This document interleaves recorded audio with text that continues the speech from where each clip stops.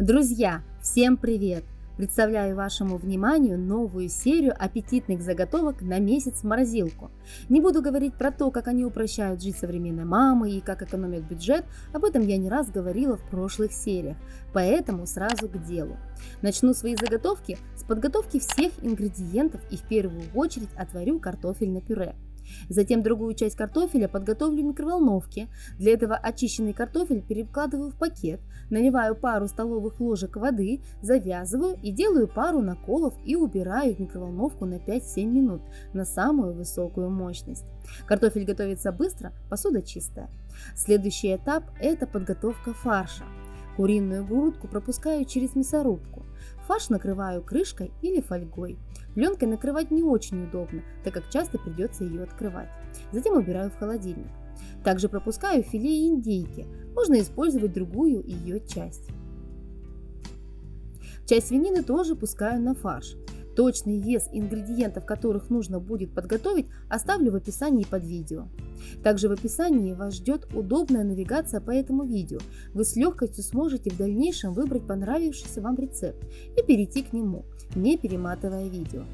Также в заготовках будут присутствовать разные виды сыров. Натираю на крупной терке твердый сыр.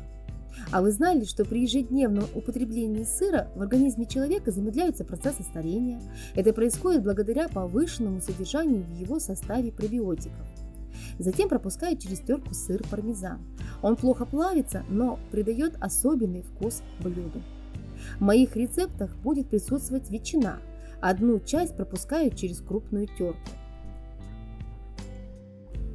Пока натирала ингредиенты, картофель сварился. Приготовлю из него пюре. Идеальное пюре делать не нужно. Для приготовления пюре я использую специальную насадку в комплекте моего блендера. Обычную насадку блендера я бы вам не рекомендовала. Она может превратить картофель в клейстер. Остывший картофель после микроволновки натираю на обычной терке. На электрической терке его сложно будет натереть, он превращается в кашу. Также подготовила ветчину и сыр, нарезала тонкими слайсами. Следующий этап – это подготовка овощей. Очищаю лук и чеснок. Шампиньоны нарезаю дольками.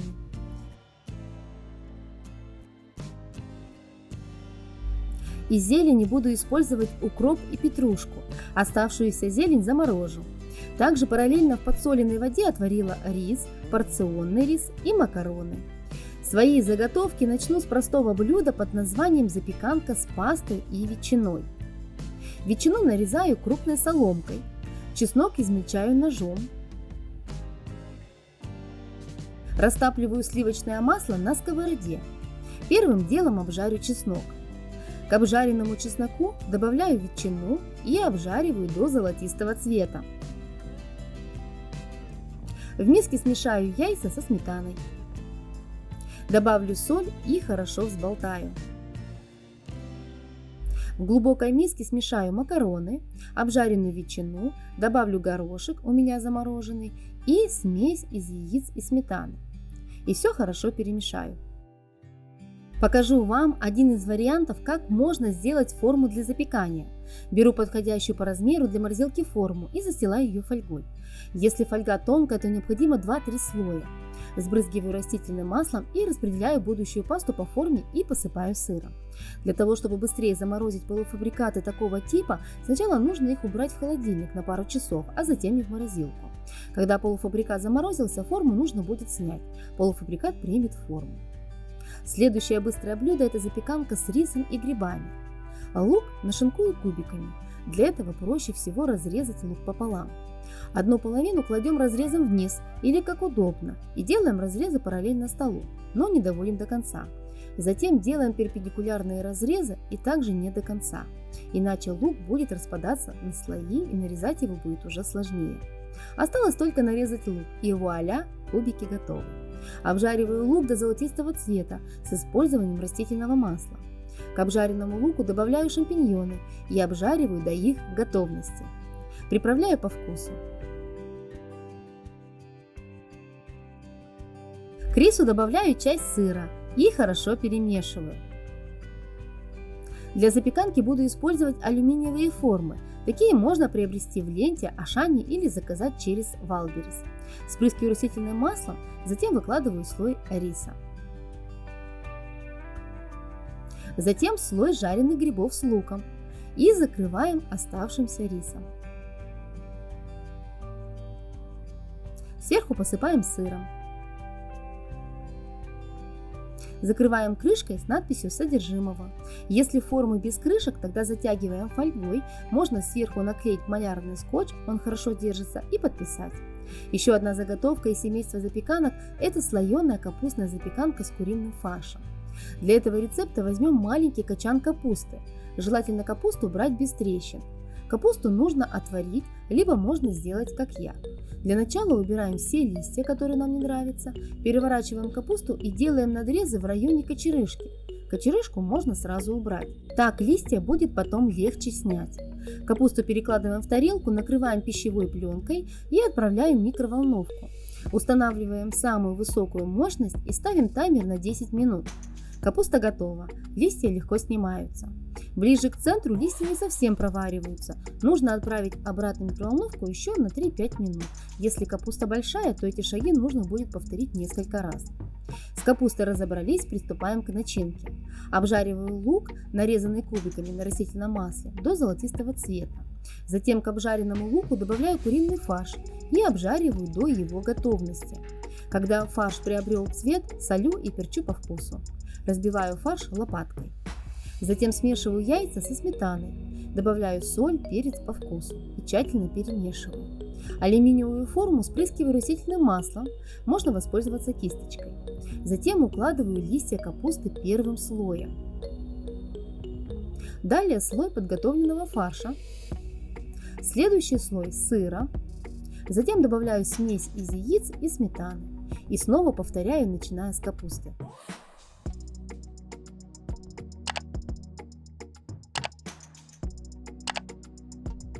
Последний слой закрываю капустой, добавляю заливку и присыпаю сыром.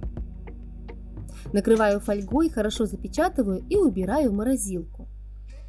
Следующее не менее вкусное блюдо – это запеканка по-французски. Нарезанный кубиками лук обжариваю с добавлением растительного масла до золотистого цвета. К луку добавляю шампиньоны и обжариваю до их готовности. Куриную грудку нарезаю кубиками. Затем обжариваю на растительном масле до румяной корочки. Когда мясо приобрело цвет, солю и перчу по вкусу.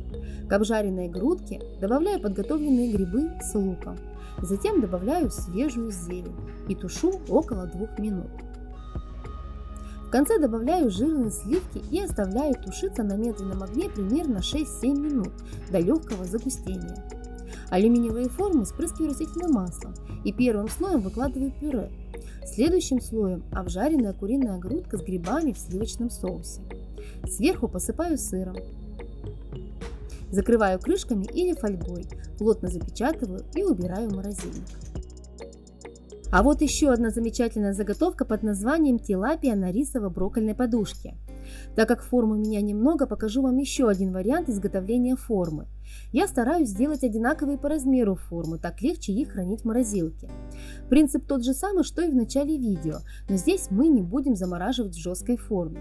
Жесткая форма подходит для заморозки больших запеканок. Беру несколько слоев фольги и обворачиваю образец. Образцом может выступать, например, пластиковый контейнер с широким дном. Брокколи нарезаю слайсами, форму спрыскиваю растительным маслом и первым слоем выкладываю рис, сваренный в пакетике. Затем по желанию можно добавить вяленые томаты, рецепт которых вы найдете в верхнем правом углу. Поверх риса укладываю филе тилапии и приправляю по вкусу. Также добавляю сок лимона и раскладываю брокколи. Ложкой выкладываю сливочный творожный сыр и посыпаю петрушкой. Затем плотно закрываю фольгой и убираю в морозильник. Такие формы после заморозки можно хранить вертикально, если ваша морозилка в виде ларя. Следующее вкусное блюдо – это свиной рулет с ветчиной и сыром. Для этого рецепта лучше брать свинину со средним содержанием жира. Во время приготовления жир будет топиться и придавать мясу сочность. Лучшим выбором для рулета является шейная вырезка или лопатка. Свинину разрезаем вдоль, при этом не дорезая до края. Открываем как книжку. Если края получаются толстыми, то этот шаг нужно будет повторить. Мясо должно получиться толщиной не более 2 см. Для того, чтобы было удобно заворачивать рулет, нужно надрезать пленки прожилки на мясе. Тогда кусок мяса лучше растянется. Накрываем плотной пленкой и отбиваем со всех сторон. Сильно отбивать мясо не нужно. Структура мяса должна стать однородной. Когда мясо отбили, верхнюю часть солим и перчим. На противень расстилаю пекарскую бумагу и перекладываю мясо специями вниз. Приправляю с перцем, солью и чесночным порошком. Затем укладываю тонкие слайсы ветчины в один ряд. Следом идет сыр. Затем горсть стручковой фасоли и начинаю заворачивать рулет. Выступающие края подворачиваю. Заворачиваю рулет с узкой стороны. Это удобно делать с помощью пекарской бумаги.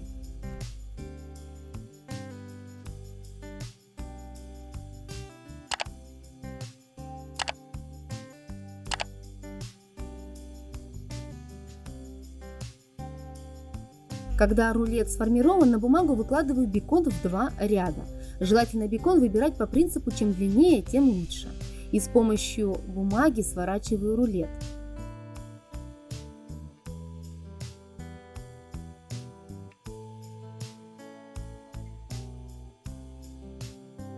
Подкладываю фольгу и перекладываю на нее рулет. Рулет плотно заворачиваю. Так как фольга тонкая и короткая, мне потребовалось 3 листа. Чтобы рулет заморозился без перегибов, перекладываю его на доску. Еще одно прекрасное блюдо – это митболы из индейки с брокколи и рисом. Первым делом перебиваем брокколи блендером. В глубокой миске смешиваем фарш из филе индейки, брокколи, отваренный рис из пакетика, яйца, чесночный порошок, соль и перец. И хорошо вымешиваем. В описании под видео вы найдете вкусный соус к этим митболам. А это просто фантастические куриные наггетсы. Попробовав их однажды, я уверена, вы вспомните этот рецепт не раз. Для этого рецепта потребуется сыр моцарелла. Нарезаю брусочками шириной около 6-7 см и толщиной примерно 1,5 см. С куриного филе в процессе подготовки срезала малое филе. Оно ушло на фарш. Филе разрезаю вдоль, не дорезая до конца. Раскрываю книжкой, накрываю пленкой и отбиваю с 2 сторон до увеличения размера в 2 раза. Разрезаю пополам и укладываю брусочек моцареллы. Сворачиваю рулетиком и так повторяю с остальным филе. К яйцам добавила 1 столовую ложку воды и взболтала до однородности. Каждый рулетик обворачиваю одним слайсом бекона. Затем рулетик обваливаю в муке, потом в яйце. Долго в яйце держать не нужно. Мука размякнет, рулетик распадется. Затем отправляю в панировочные сухари. Миски берите глубокие, широким дном, так легче обваливать. Если доска пластиковая, то накрывать ее пленкой не нужно. Если же доска деревянная или металлическая, то желательно ее накрыть, иначе полуфабрикаты пристынут и их сложнее будет с этой доски снять. После того, как наггетсы подморозились, перекладываю их в зип-пакет. Эти пакеты многоразовые, удобны тем, что они плотные, не рвутся, не пропускают запахи и жидкость, легко открываются и закрываются. Следующее прекрасное блюдо – это нежные котлетки в беконе. Лук натираем на терке или измельчаем блендером. В миске смешиваем куриный и свиной фарш. Добавляем измельченный лук. Затем добавляем яйцо, манку или можно использовать кускус. Солим, перчим по вкусу и хорошо вымешиваем. Формируем котлетки с кулак и обворачиваем ломтиком бекона. А вот еще одно сытное блюдо под названием свиной рулет с овощами. Брокколи нарезаем слайсами. Я использую полузамороженный полуфабрикат. Перцы разных цветов нарезаю мелкими кубиками. Раскатываю лист пекарской бумаги и на него выкладываю свиной фарш. Распределяю ложкой. Прокатываю скалкой, чтобы слой получился одинаковой толщины, примерно 1,5 см. Тонкий слой делать не нужен, иначе при формировании рулет распадется. Затем солю, перчу и оставляю на 5 минут.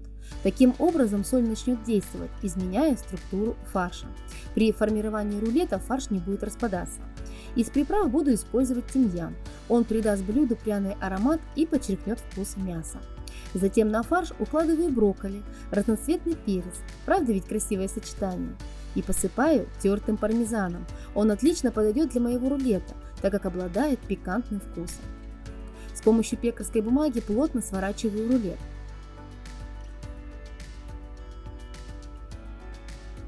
Затем перекладываю на фольгу и плотно заворачиваю в 2 слоя. Для того, чтобы рулет был ровным, замораживать рекомендую на доске. Следующее второе блюдо – это фрикадельки с шампиньонами и овощами. В глубокой миске смешиваем свиной фарш с куриным. Добавляем пропущенный через пресс чеснок, затем соевый соус, петрушку, приправляем по вкусу и хорошо вымешиваем. Формируем небольшие фрикадельки. Алюминиевые формы спрыскиваем растительным маслом. В форму укладываю по 3 фрикадельки. Их размеры не должны быть выше стенок формы. Затем выкладываю нарезанную свежую кукурузу. Можно использовать вареную, которая продается в вакууме. Грибы нарезаю четвертинками и укладываю в форму. Также добавляю разноцветный перец. Не забуду поперчить, посолить и добавить чесночный порошок. Также добавляю красную паприку, она придаст блюду тонкий приятный аромат. Все это спрысну растительным маслом и плотно закрою крышкой либо фольгой. Обязательно запечатаю края. Еще одно простое блюдо – это куриные котлеты с ветчиной и сыром. В глубокой миске смешиваем куриный фарш, натертую ветчину, сыр, пропущенный через пресс чеснок, мелко нарезанный лук и яйцо. Солим, перчим по вкусу. И еще один важный ингредиент – укроп. Затем хорошо вымешиваем. Формируем небольшие котлетки на пластиковую доску и отправляем в морозилку. После того, как они подморозились, перекладываю их в зип-пакет. Если нужно убрать лишний воздух, я использую коктейльную трубочку. Можно пластиковую. А вот еще один вкусный вариант картофельных котлет с кабачком. Небольшой кабачок очищаем от кожуры. Мне проще использовать картофелечистку. Кабачок натираю на крупной терке. К натертому кабачку добавляю чайную ложку соли. Она поможет выкинуть жидкость. Затем нужно оставить на 5 минут. Кабачок переложила в дуршлаг и отжала лишнюю влагу. Затем к кабачку добавляю натертый картофель, сыр, брынзу, яйца и пропущенный через пресс чеснок. И, конечно же, зелень. Хорошо вымешиваю, растирая пальцами брынзу. Формирую котлеты нужного мне размера. Также хочу предложить вам классную заготовку – это маффины к завтраку. Если вы не знаете, куда девать хлеб, то эта заготовка отлично вам подойдет. Кстати, для этого рецепта подойдет черствый хлеб. Батон или хлеб режем кубиками. Нарезаем мелко ветчину. Можно использовать другие колбасные изделия. Добавляем натертый сыр, несколько яиц и стакан молока. Немного соли и обязательно зелень. Она поможет максимально раскрыть вкус маффинов. Также можно добавить немного помидор. Пока готовлю тесто для маффинов, духовку разогрела до 180 градусов. Перекладываю тесто в форму для кексов. Можно использовать бумажные. Маффины готовы, даю им остыть и перекладываю на доску. Отправляю в морозилку. А вот рецепт для сладкоежек. Представляю вам Орео ролл. Для него потребуется печенье Орео. Отделяю шоколадно-сахарный диск от кремовой начинки.